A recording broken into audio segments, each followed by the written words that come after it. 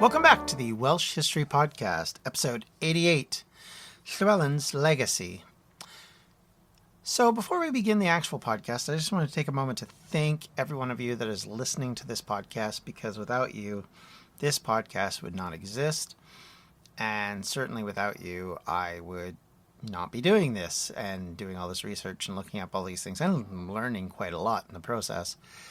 And the reason why I wanted to point this out, and as I said on Twitter on Thursday before this went live, we reached a few milestones, one of which is that we're now listed with Spotify. So if you have a Spotify account and you want to listen to this podcast, or if you're on a Spotify account and listening to this podcast, thank you very much. You can do that there.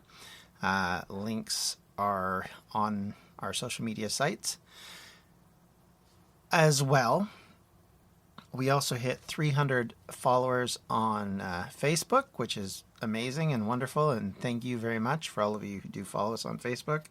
I apologize, I don't publish a lot there. But I do try and put some things there, some things on Twitter, some things in the Patreon as often as I can.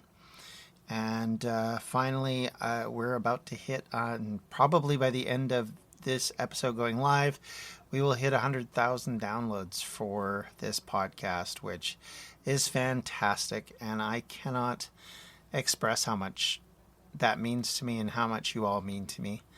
Thank you so much for your support and your continued listening. And let's get on with the podcast instead of me rambling. As we look back one more time at Llywelyn the Great, let's talk about his legacy. Specifically, we're going to talk about the structures of government and how they were run and how things effectively worked. Some of these will have Welsh names and we'll mention them, but there's also parallel names which we'll be using as well. So try not to get bogged down. There's a lot of titles, names, people names that you're going to hear in the next little bit. So we're just trying to make sense of everything and kind of give descriptions of things. Don't get too bogged down. If certainly it can be a little complicated. Hopefully it's not. Hopefully this is entertaining and interesting. But here we go. While we know what we are talking about likely preceded Llywelyn's time, at least somewhat, the records that we do have allow us a greater peek into the rule of laws, the structure of government, and how they were enforced than at any previous time. As we know, most of Welsh history has very little documentation and there's very little to go on. So this period in the 13th century is a great window into the mind's eye of that era. There will, of course, be similarities to the English of the period, which should be of no surprise, as, of course, any wise leader would copy things that are successful, remove things that just don't work. I would argue, in fact, that the effort to recognize David over Griffith, who was actually the eldest son, but legally a bastard in English law, shows that Llywelyn was already trying to achieve at least some of that anglicization of legal precedent and documents. Llywelyn was taught well by past experience, as his grandfather's death caused the overthrow of a number of uncles, the likely untimely death of his father. This also meant that he was also very focused on legacy and reversing the trend of Welsh inheritance. So the first instance of Welsh rule was to gather the most influential and important members of your court around you and decide who you trusted and who you needed in some special place or give special treatment, to possibly isolate them, or in some cases to treat them as a trusted advisor. In Llywelyn's case, his cousins, who were one time his allies, of course, fell into the category of needing to be shunted aside.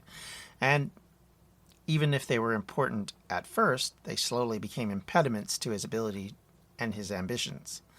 But for those not in the circle, it was critical to build relations with them. Troublingly for the Welsh, typically the ability of the leader rather than the heredity was most important. Most could claim at least, or at the very least, make up a claim to an ancient ancestor, be it Cnetha, Myrfyn, or Rhodri. But because of the divine lineage and the divine right of rule rarely, if ever, existed, if you were a ruler who died, the likelihood of you passing it down to your sons decreased the farther away it got from your birth. The reality of it is you might be able to pass it to your son, but the likelihood of your grandson ruling was probably next to none. If you had too many siblings, you were then obligated to call them, or then chaos would follow, obviously. Or worse yet, if you were of the Old Welsh mindset, then inheritance was a state of mind, and anyone could claim it on the sketchiest of bases. Remember, Mervyn was only related to Cnatha by the line in maternal lineage, and that was supposed to discount his line from that option, except it didn't.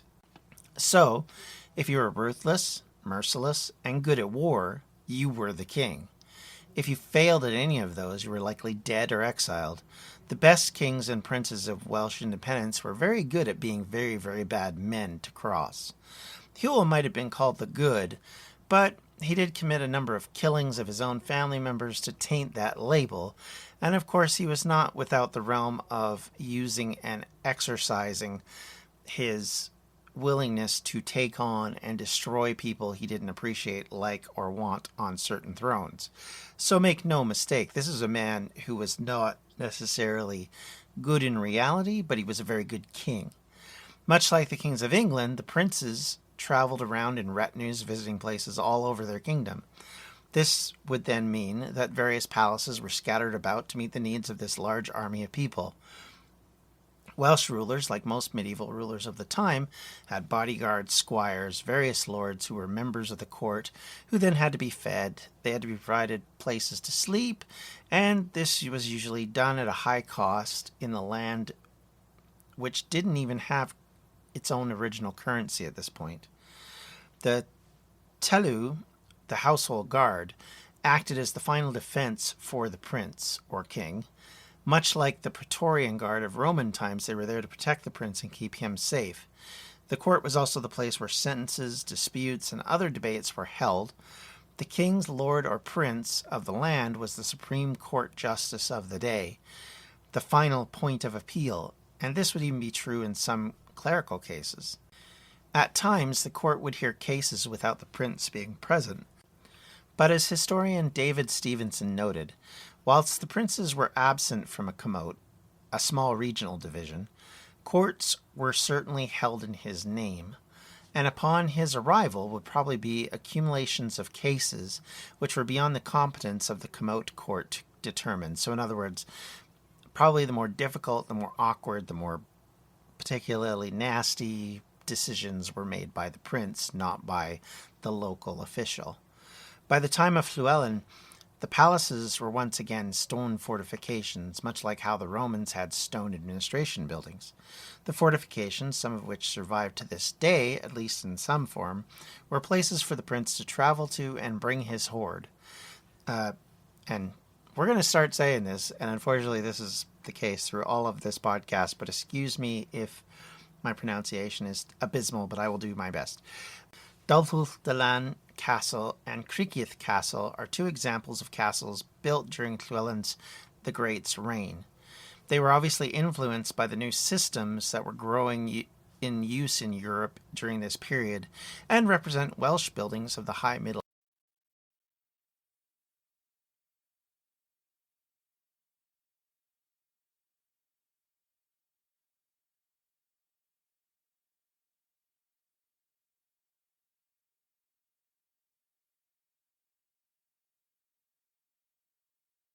Let's be honest, these are bases of power. They were ones that were used as defenses, but like all castles, were actually a symbol of the power of the prince. I have the power here to exercise my dominion over this place. There were symbols that would be used by Edward later to enforce his will on the same land only in 50 years from this point. The principal servant of the king and the head of his council was the disdain. Much like other positions, these in English service, the name was very old and it referred to positions that likely had no relevance to that position now. In the Old Welsh law, the disdain was in charge of the kitchen of the court and the person who handed out what is called supper money, or basically paid for supper. Instead, the role grew into that of a position not dissimilar to a high counselor or a prime minister, to use modern terminology. They were there to follow the prince, to act in his name, but not without his support. He was the closest advisor and a key in the decision-making. In the best scenario, likely the person could also advise the prince most frankly. The disdain, at least by the 14th century, had reached the level of heredity right, something passed down amongst fathers to their sons, at least according to the old noted Welsh historian John Lloyd. Historian David Stevenson argues that there is little evidence of this before the 13th century, but there may be some logic to it afterwards, as Ednevel Ffychan held the position and then followed by his sons Gornwy and Tudor in the latter half of the century. Ednefe's nephew would also be disdained, but this time to David ap Griffith. But as Stevenson suggests, this may be more about the fact that David was down to few choices by that point, rather than actually it being something still hereditarily passed. So having this second suggestion and position of hereditary power sounds kind of like a terrible idea. It would make sense to have someone you trust in this position, as well as someone who's high enough in the nobility to be able to call you on your crap, excuse the terminology, but it's also important to have someone of merit who could run things in case the heir is a bit of a dud. So having the second position of power being hereditary seems a tiny bit silly, but that would be the case with many advisors across the medieval era. This is not just a Welsh problem. The English kings would often be advised by uncles and sons of advisors of fathers. It was a hit and miss for them as well. So it's not an original problem or even a new problem for anyone. But it was something of a flaw and maybe something of a blind spot for them. Originally, this role of second in command would have been held instead by the Pentalw, or the war leader. The war leader for the Welsh kings would have been an important position because of how often they were needed and how rare peace must have been in the post-Norman period.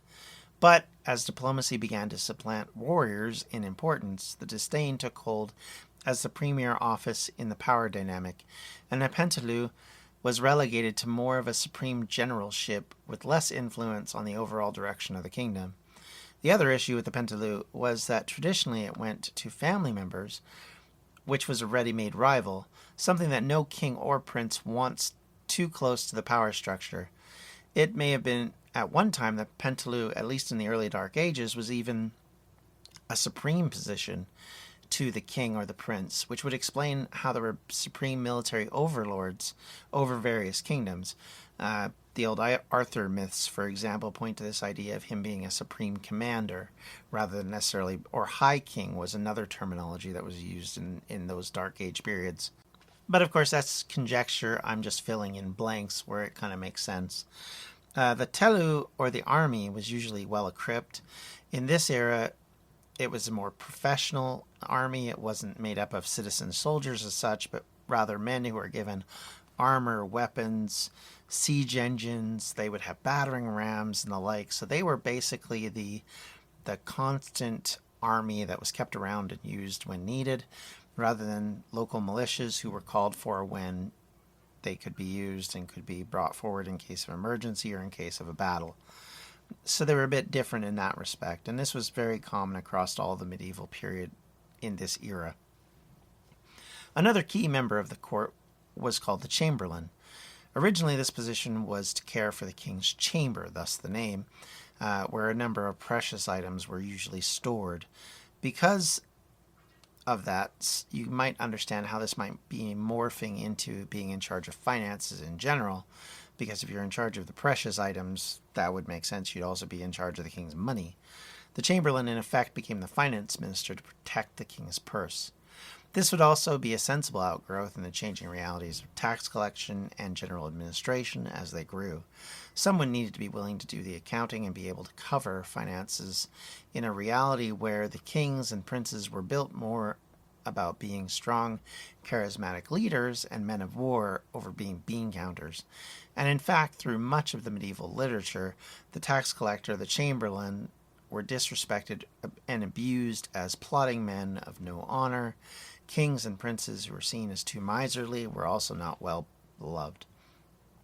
But if you can pass on to someone else to be the target of ire, then it makes some sense. It keeps you out of the way of being the target of the hatred of your people if you can say, well, it's really this guy that's doing all of that nasty tax collection.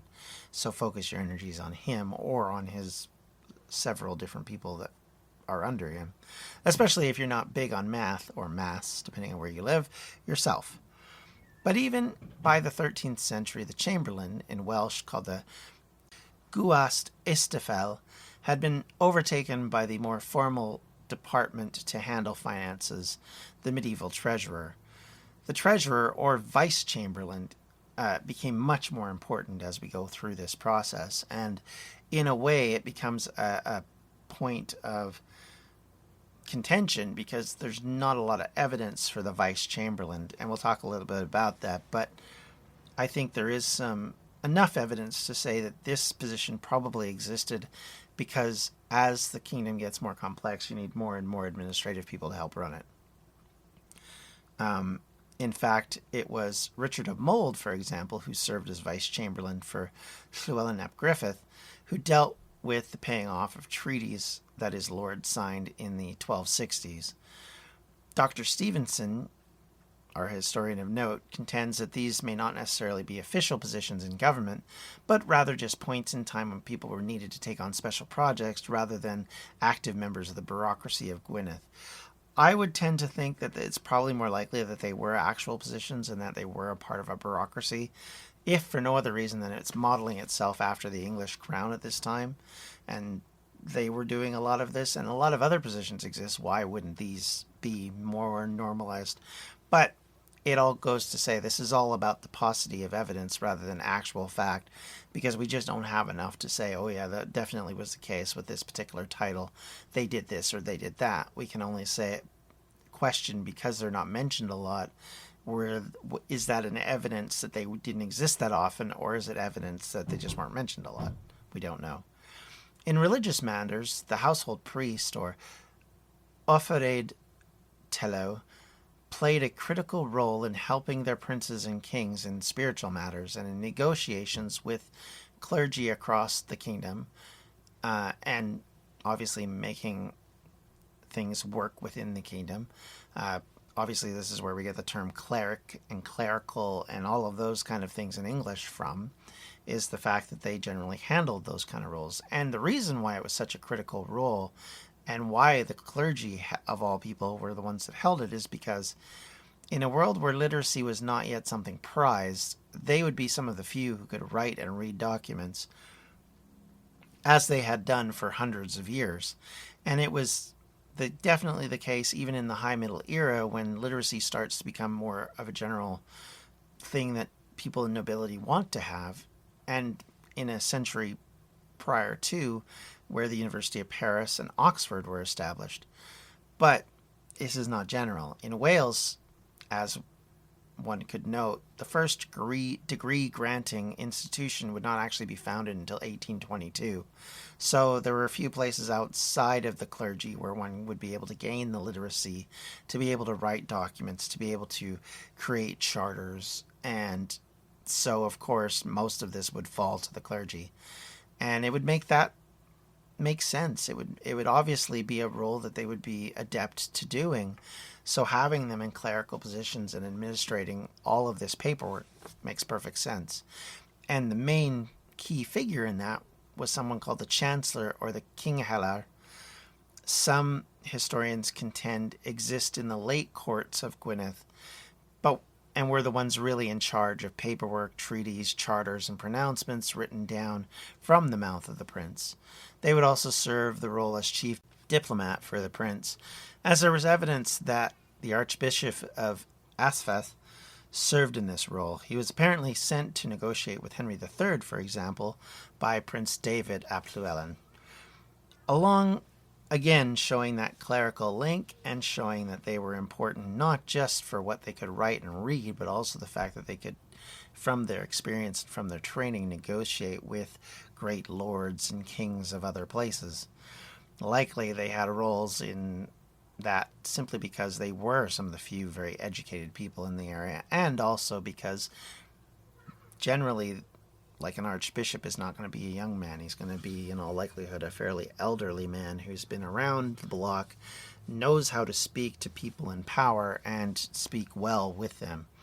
So you can understand why they would be trusted and considered important. And of course, their positions as clerics would give them some semblance of protection from, say, being snapped up and arrested by a king who's ticked off with the prince. It doesn't give them total protection, but it does give them some. Along with these court officers, there was a number of men who ran cantrefs, which helped to maintain the flow of goods, trade, taxes, and that supplied the military with weapons, warriors, and wheat.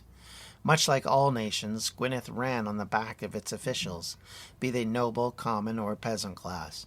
Without them, Gwynedd could not have continued and allowed its princes the luxury of dreaming big, while, of course, the dark clouds on the horizon loom.